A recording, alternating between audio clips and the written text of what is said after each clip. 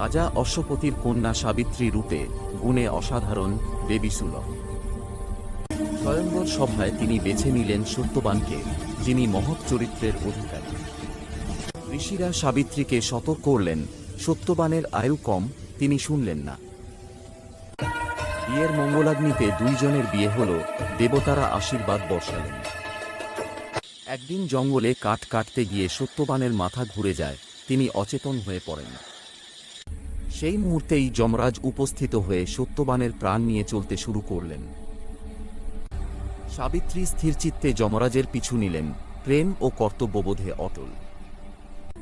ভক্তি, যুক্তি ও সত্যনিষ্ঠায় খুশি হয়ে যমরাজ সাবিত্রীকে দুটি বর দিলেন। যমরাজ প্রথম বর দিলেন তার পিতার হারানো রাজ্য ফিরে পাওয়া। দ্বিতীয় বর সাবিত্রী ও সত্যবানের ভবিষ্যৎ সন্তানের আশীর্বাদ। অবশেষে যমরাজ সত্যবানের দীর্ঘায়ু ফেরত দিলেন, প্রেমের বিজয় ঘোষণা করলেন। সত্যবান প্রাণ ফিরে পেল এবং সাবিত্রী ইতিহাসে হয়ে রইলেন সতীত্বের শ্রেষ্ঠ প্রতীক। এরকম পৌরাণিক ঘটনার ভিডিও দেখতে চ্যানেল